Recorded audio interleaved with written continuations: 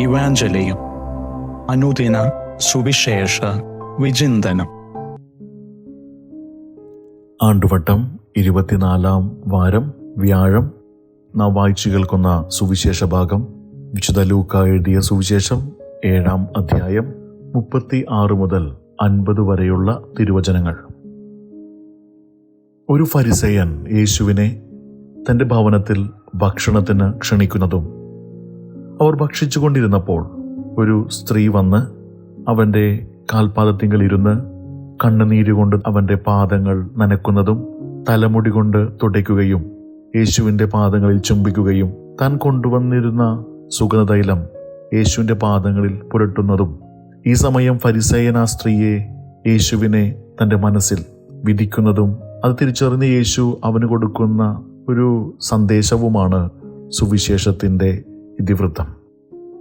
ഈ ഒരു സുവിശേഷ ഭാഗം വായിച്ച് ധ്യാനിക്കുമ്പോൾ ആദ്യം തന്നെ നമ്മുടെ മനസ്സിലേക്ക് വരും, ഈ ഫരിസേയനാണ് ഏറ്റവും നല്ല വ്യക്തി. കാരണം അവൻ യേശുവിനെ ഭക്ഷണത്തിന് ക്ഷണിച്ചു. അതൊരു വലിയ കാര്യമായിട്ട് ചിലപ്പോൾ നമ്മൾ കരുതും. എന്നാൽ ഈ സ്ത്രീയെ ആകട്ടെ നമ്മൾ ചിലപ്പോൾ വിധിക്കാനായിട്ട് സാധ്യതയുണ്ട്. കാരണം അവളൊരു പാപിനിയാണ്. മാത്രമല്ല, അവൾ മറ്റുള്ളവരുടെ മുമ്പിൽ യേശുവിനെ ഒരു പ്രത്യേക രീതിയിൽ ട്രീറ്റ് ചെയ്തു. പക്ഷെ നമ്മൾ ഈ വചനഭാഗത്തെ ആഴത്തിൽ പഠിക്കുമ്പോൾ, ധ്യാനിക്കുമ്പോൾ ഏതാനും ചില കാര്യങ്ങൾ ഈ സ്ത്രീയുടെയും ഫരിസേയന്റെയും ജീവിതത്തെപ്പറ്റി നമുക്ക് മനസ്സിലാക്കുവാനായിട്ട് സാധിക്കും. ഒന്നാമതായി, ഫരിസേയൻ യേശുവിനെ തൻ്റെ ഭവനത്തിലേക്ക് സ്വീകരിക്കുന്നു. എന്നാൽ ഈ സ്ത്രീ ആകട്ടെ യേശുവിനെ സ്വീകരിക്കുന്നത് അവളുടെ ഹൃദയത്തിലാണ്. ഹൃദയത്തിൽ ഈശോയ്ക്ക് ഇടം കൊടുക്കുവാനായിട്ട് ഈ സ്ത്രീക്ക് കഴിഞ്ഞു. രണ്ടാമതായി, ഈ ഫരിസേയൻ യേശുവിനെ സമൂഹത്തിലെ അറിയപ്പെടുന്ന ഒരു വ്യക്തി എന്ന നിലയിൽ കണ്ട് തൻ്റെ വീട്ടിലേക്ക് ക്ഷണിക്കുമ്പോൾ ഈ സ്ത്രീയാകട്ടെ യേശുവിനെ കാണുന്നത് തൻ്റെ രക്ഷകനായിട്ടാണ്. മൂന്നാമതായിട്ട്, ഈ ഫരിസേയൻ യേശുവിനെ വീട്ടിലേക്ക് ക്ഷണിച്ചിട്ട് സാധാരണ രീതിയിലുള്ള ഒരു ട്രീറ്റിംഗ് ആണ് യേശുവിന് കൊടുക്കുന്നത്, അല്ലെങ്കിൽ യേശുവിനെ സാധാരണ രീതിയിലാണ് പരിഗണിക്കുന്നത്. യേശു തന്നെ പറയുന്നുണ്ട്, നീ എനിക്ക് കാലെഴുകാൻ വെള്ളം തന്നില്ല, തൈലം പുരട്ടിയില്ല, എന്നെ ചുംബിച്ചില്ല എന്നൊക്കെ. പക്ഷേ ഈ സ്ത്രീയാകട്ടെ യേശുവിന് വലിയ വില കൊടുക്കുന്നുണ്ട്. കാരണം അവളുടെ ജീവിതത്തിൽ, അല്ലെങ്കിൽ അവളുടെ കുടുംബത്തിൽ, അവളുടെ കൂടെയുണ്ടായ ഏറ്റവും വലിയ സ്വത്ത് അതാണ് ആ സുഗന്ധതൈലം.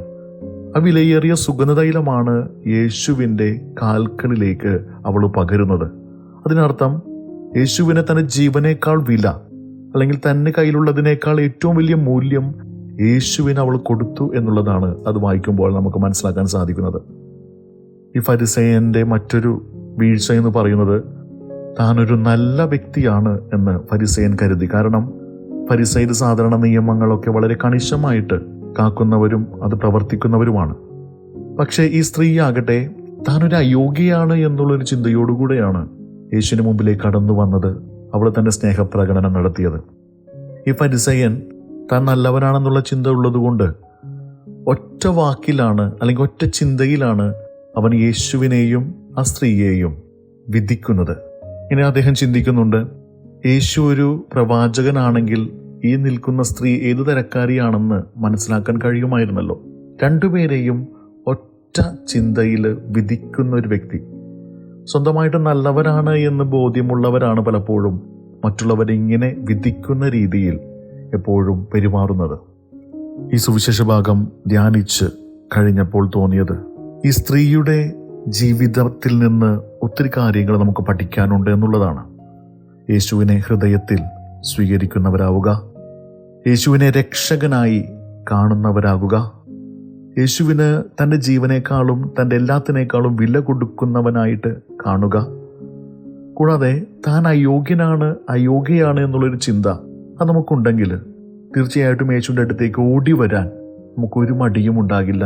യേശുവിൻ്റെ അടുത്തേക്ക് ഓടി വരുമ്പോൾ നമുക്ക് കിട്ടുന്ന സന്തോഷം അത് വളരെ വലുതായിരിക്കും.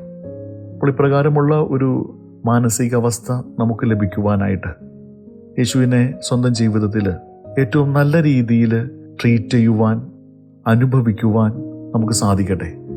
അതിനുള്ള കൃപയ്ക്ക് വേണ്ടി നമുക്ക് പ്രാർത്ഥിക്കാം. ദൈവമേവരെയും സമൃദ്ധമായി അനുഗ്രഹിക്കട്ടെ.